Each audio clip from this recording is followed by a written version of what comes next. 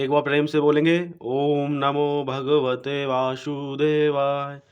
देखिए मित्रों, श्रीमद् भागवत महापुराण का पाठ कर रहे हैं और आज हम द्वितीय स्कंद का दूसरा अध्याय करेंगे, जिसमें कथा रहेगी भगवान के स्थूल और सूक्ष्म रूपों की धारणा तथा क्रम मुक्ति और सघो मुक्ति का वर्णन।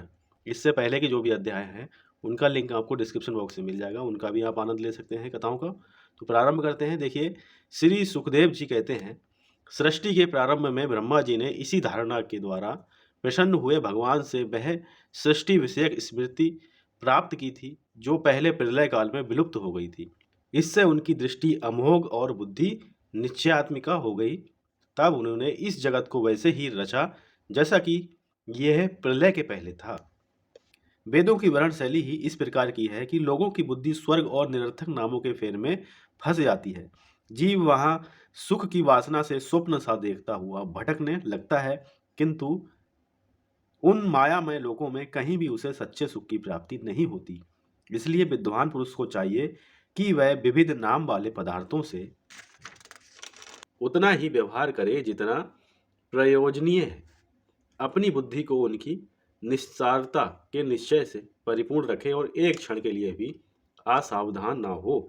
यदि संसार के पदार्थ प्रारब्धवश बिना परिश्रम के यूं ही मिल जाएं, तब उनके उपार्जन का परिश्रम व्यर्थ समझकर उनके लिए कोई प्रयत्न ना करें। जब जमीन पर सोने से काम चल सकता है, तो पलंग के लिए प्रयत्न करने से क्या प्रयोजन। जब भुजाएं अपने को भगवान की कृपा से स्वयं ही मिली हुई हैं, तब तकिए की क्या आवश्यकता। जब अंजलि से काम चल सकता है, तब बहुत से बर्तन क्यों बटोरें। वृक्ष की छाल पहनकर या वस्त्रहीन रहकर भी यदि जीवन धारण किया जा सकता है, तो वस्त्रों की क्या आवश्यकता। पहनने को क्या रास्तों में चिथड़े नहीं हैं। भूख लगने पर दूसरों के लिए ही शरीर धारण करने वाले वृक्ष क्या फल फूल की भिक्षा नहीं देते। जल चाहने वालों के लिए नदियाँ क्या बिल्कुल सूख गई हैं। रहने के लिए क्या पहाड़ों की गुफाएं बंद कर दी गई हैं। अरे भाई, सब ना सही, क्या भगवान भी अपने शरणागतों की रक्षा नहीं करते। ऐसी स्थिति में बुद्धिमान लोग भी धन के नशे में चूर घमंडी धनियों की चापलूसी क्यों करते हैं। इस प्रकार विरक्त हो जाने पर अपने हृदय में नित्य विराजमान स्वतः सिद्ध आत्मस्वरूप परम प्रियतम परम सत्य जो अनंत भगवान है, बड़े प्रेम और आनंद से दृढ़ निश्चय करके उन्हीं का भजन करें, क्योंकि उनके भजन से जन्म मृत्यु के चक्कर में डालने वाले अज्ञान का नाश हो जाता है।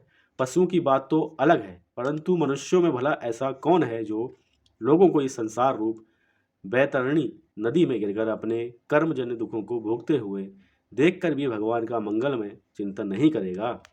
इन असत्य विषय भोगों में ही अपने चित्त को भटकने देगा। कोई कोई साधक अपने शरीर के भीतर हृदयाकाश में विराजमान भगवान के प्रदेश मात्र स्वरूप की धारणा करते हैं। वे ऐसे करते हैं कि भगवान की चार भुजाओं में शंख चक्र गदा और पद्म हैं। उनके मुख पर प्रसन्नता झलक रही है। कमल के समान विशाल और कोमल नेत्र हैं। कदम्ब के पुष्प की केसर के समान पीला वस्त्र धारण किए हुए हैं।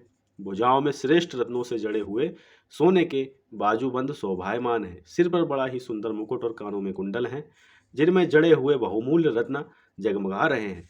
उनके चरण कमल योगेश्वरों के खिले हुए हृदय कमल की कर्णिका पर विराजित हैं। उनके हृदय पर श्रीवत्स का चिन्ह एक सुनहरी रेखा है। गले में कौस्तुभ मणि लटक रही है।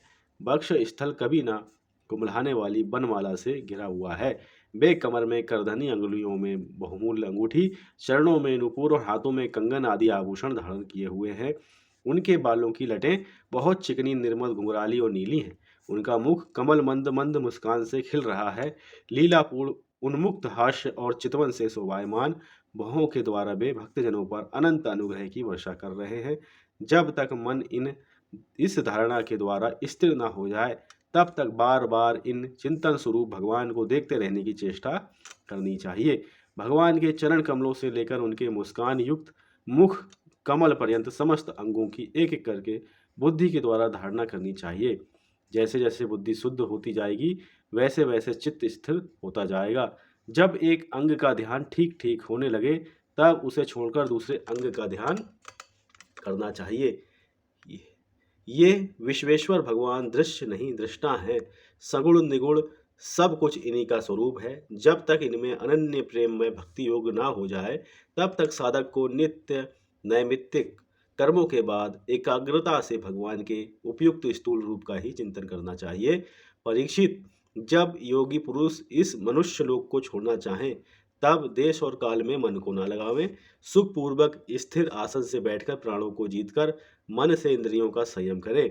तदनंतर अपनी निर्मल बुद्धि से मन को नियमित करके मन के साथ बुद्धि को क्षेत्रज्ञ में और क्षेत्रज्ञ को अंतरात्मा में ही लीन कर दें।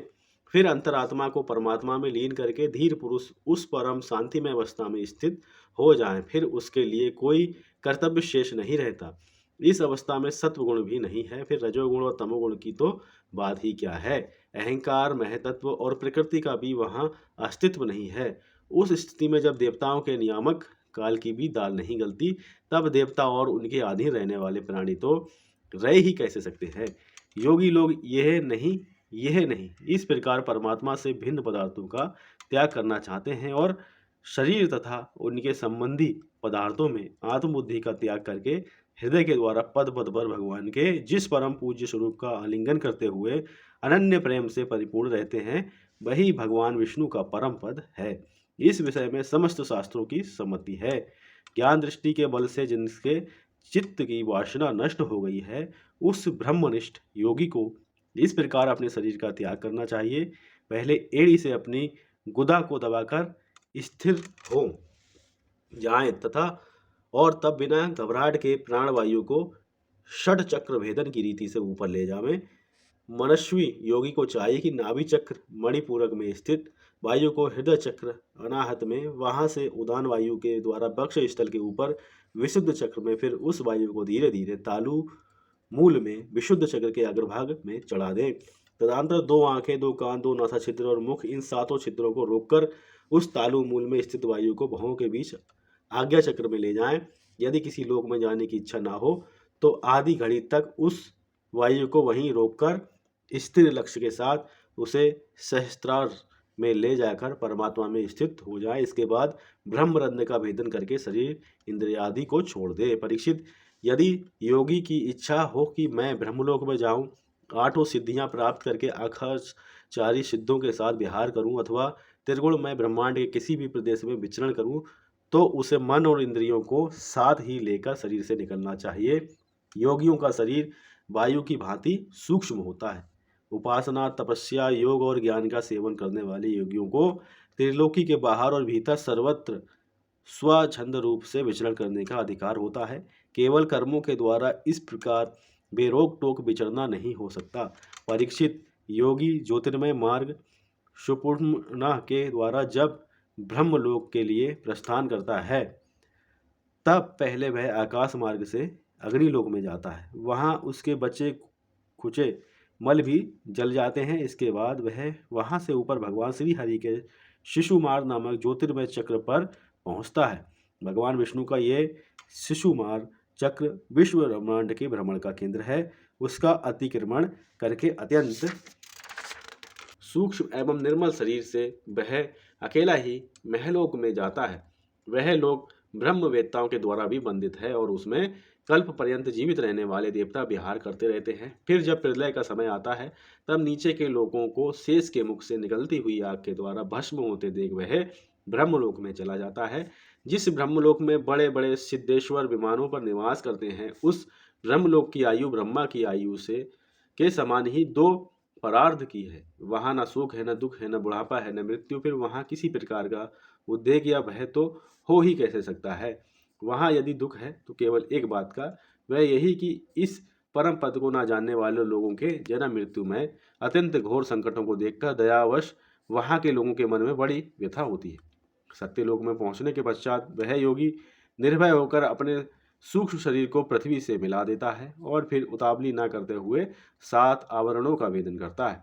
पृथ्वी रूप से जल को और जल रूप से अग्निमय आवरणों को प्राप्त होकर वह ज्योति रूप से वायु रूप आवरण में आ जाता है और वहां से समय पर ब्रह्मा की अनंतता का बोध कराने वाले आकाश रूप आवरण को प्राप्त करता है। इस प्रकार स्थूल आवरणों को पार करते समय उसकी इंद्रियां भी अपने सूक्ष्म अधिष्ठान में लीन होती जाती हैं। घ्राणेन्द्रियां गंधत्व मात्रा में, रसना रस तंत्र मात्रा में, नेत्र रूप तंत्र मात्रा में, त्वचा स्पर्श तन मात्रा में, श्रोत्र शब्द तन मात्रा में और कामेंद्रियां अपनी अपनी क्रिया शक्ति में मिलकर अपने अपने सूक्ष्म रूप को प्राप्त हो जाती हैं। इस प्रकार योगी पंचभूतों के सूक्ष्म सूक्ष्म आवरणों को पार करके अहंकार में प्रवेश करता है। वहां सूक्ष्म भूतों को तामस अहंकार में, इंद्रियों को राजस अहंकार में तथा मन और इंद्रियों के अधिष्ठात्रा देवताओं को सात्विक अहंकार में लीन कर देता है। उसके बाद अहंकार के सहित लय रूप गति के द्वारा महतत्व में प्रवेश करके अंत में समस्त गुणों के लय स्थान प्रकृति रूप आवरण में जा मिलता है। परीक्षित, महाप्रलय के समय प्रकृति रूप आवरण का भी लय हो जाने पर वह योगी स्वयं आनंद स्वरूप होकर अपने उस निरावरण रूप से आनंद स्वरूप शांत परमात्मा को प्राप्त हो जाता है, जिसे इस भगवानमयी गति की प्राप्ति हो जाती है। उसे फिर इस संसार में नहीं आना पड़ता। परीक्षित, तुमने जो पूछा था उसके उत्तर में मैंने वेदोक्त द्विविध सनातन मार्ग, सगो मुक्ति और क्रम मुक्ति का तुमसे वर्णन किया। पहले ब्रह्मा जी ने भगवान वासुदेव की आराधना करके उनसे जब प्रश्न किया था तब उन्होंने उत्तर में इन्हीं दोनों मार्गों की बात ब्रह्मा जी से कही थी। संसार चक्र में पड़े हुए मनुष्य के लिए जिस साधन के द्वारा उसे भगवान श्री कृष्ण की अनन्य प्रेममय भक्ति प्राप्त हो जाए, उसके अतिरिक्त और कोई भी कल्याणकारी मार्ग नहीं है। भगवान ब्रह्मा ने एकाग्र चित्त से सारे वेदों का 3 बार अनुशीलन करके अपनी बुद्धि से यही निश्चय किया कि जब जिससे सर्वात्मा भगवान श्री कृष्ण के प्रति अनन्य प्रेम प्राप्त हो वही सर्वश्रेष्ठ धर्म है। समस्त चर अचर प्राणियों में उनके आत्मा रूप से भगवान श्री कृष्ण ही रक्षित होते हैं, क्योंकि ये बुद्धि आदि दृश्य पदार्थ उनका अनुमान कराने वाले लक्षण हैं। वे इन सबके साक्षी एकमात्र दृष्टा हैं। परीक्षित, इसलिए मनुष्य को चाहिए कि जब समय और सभी स्थितियां में अपनी संपूर्ण शक्ति से भगवान श्री हरि का ही श्रवण कीर्तन और स्मरण करें। राजन, संत पुरुष आत्मस्वरूप भगवान की कथा का मधुर अमृत बांटते ही रहते हैं, जो अपने कान के दानों में भर भर कर उनका पान करते हैं। उनके हृदय से विषयों का विषैला प्रभाव जाता रहता है, वह शुद्ध हो जाता है और वे भगवान श्री कृष्ण के चरण कमलों की सनद्धि प्राप्त कर लेते हैं। इस प्रकार से द्वितीय अध्याय संपन्न हुआ। तीसरा अध्याय करेंगे कामनाओं के अनुसार विभिन्न देवताओं की उपासना तथा भगवत भक्ति के प्राधान्य का निरूपण।